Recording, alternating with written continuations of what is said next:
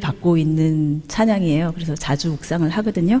근데 또 오늘이 마더스데이고 또 부모님 어버이날이기 때문에 저희 간증도 이와 관련해서 어머니의 기도와 믿음의 유산이라는 제목으로 간증을 하겠습니다. 네, 오늘은 이제 저희 어머니 얘기를 좀 하겠습니다. 저는 이제 잠깐 저에 대해서 얘기를 하면은 할머니, 외할머니로부터 신앙을 물려받아서 기독교 집안에서 자랐고요. 그리고 저희 어머니는 이제 참 유독 기도를 많이 하시는 분이시고 지금도 현재 끊임없이 새벽 기도를 비롯해서 많은 기도를 열심히 하시는 분이십니다.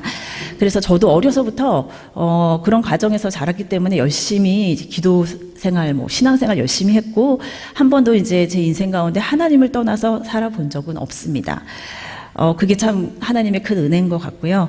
그리고 이제 청년이 되니까 어머니의 이제 기도 파트너로서 같이 어머니랑 이제 새벽 기도 이렇게 열심히 다니고, 근데 이게 날이 추운 겨울 같은 때는 왜 굳이 저를 이렇게 추워서 잠자고 싶은데 깨워서 이렇게 기도를 데리고 다니셨는지 잘 모르겠지만 어쨌든 이렇게 어머니랑 같이 기도를 했던 기억이 있습니다. 그런데 항상 그런 삶이 당연하다고 생각을 했고 어머니의 기도 또한 제가 항상 당연한 거다라고 생각을 하던 중에 인생의 과거 어느 시절을 쯤에 그런 어머니의 기도의 가치를 깨닫게 된 시절이 있었어요.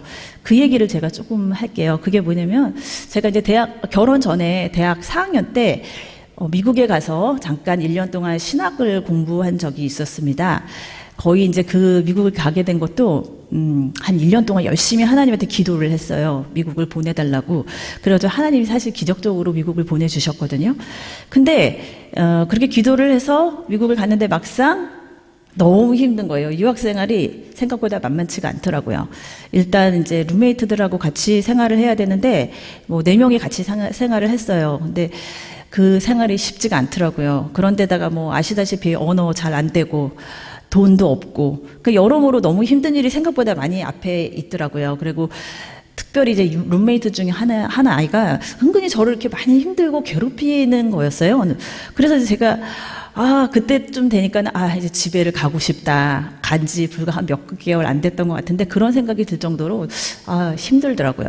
그래서 그러던 중에 이제 수업을 마치고 이제 기숙사로 돌아가서 제가 이제 침대에 잠깐 이렇게 누워서 쉬려고 하는데 잠깐 잠이 들었던 것 같아요. 그런데 그때 누군가가 정말 저한테 이렇게 다가와 가지고서는 포근히 이렇게 감싸면서 저의 머리를 이렇게 쓰다듬는 거예요.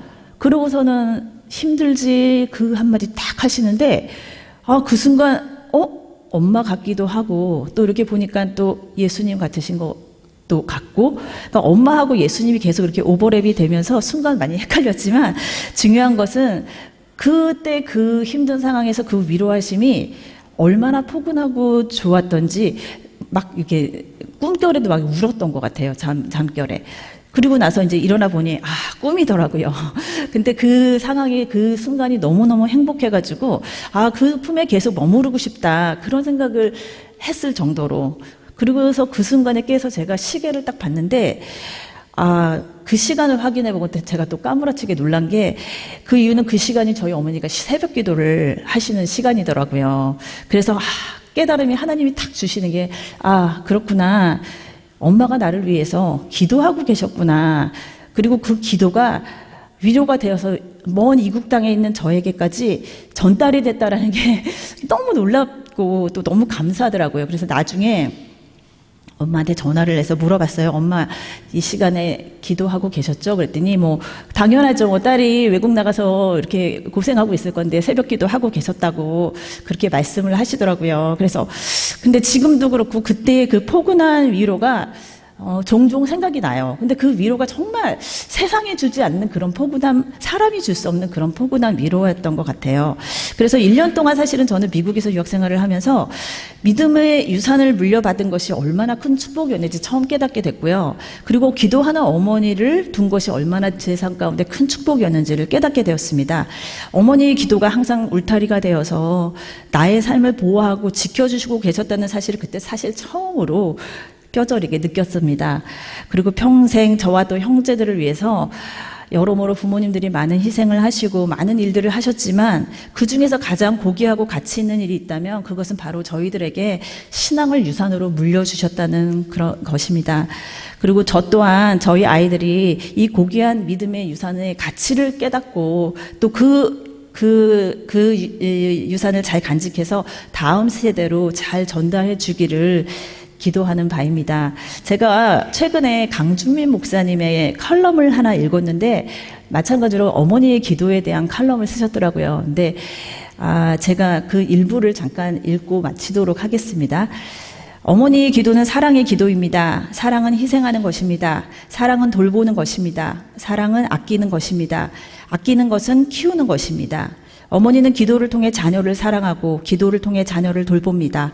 지혜로운 어머니는 잔소리가 아닌 기도로 자녀를 키웁니다. 어머니가 기도할 때 하나님은 그 자녀를 돌보아 주십니다. 축복해 주십니다. 형통케 해 주십니다. 어머니의 기도는 자녀의 어려움을 멈추게 해 줍니다. 지혜로운 어머니는 자녀의 어려움을 멈추게 해줍니다. 지혜로운 어머니는 자녀를 위해 염려할 시간에 기도합니다. 염려하면 아무 일도 일어나지 않지만 기도하면 하나님이 역사하십니다. 어머니의 기도는 맡기는 기도입니다. 어머니의 기도는 자녀를 하나님의 손에 맡기는 기도입니다. 자녀는 어머니 손보다 하나님 손에 있을 때 더욱 안전합니다. 하나님은 지혜로우십니다. 언제 개입하고 언제 기다려야 하는가를 아시는 분이십니다. 부모가 할 수 없는 것을 하나님은 하실 수 있습니다. 자녀들의 실수마저도 역전시킬 수 있는 분은 하나님이십니다. 그런 까닭에 자녀를 기도를 통해 하나님께 맡길 줄 아는 어머니는 지혜로운 어머니입니다.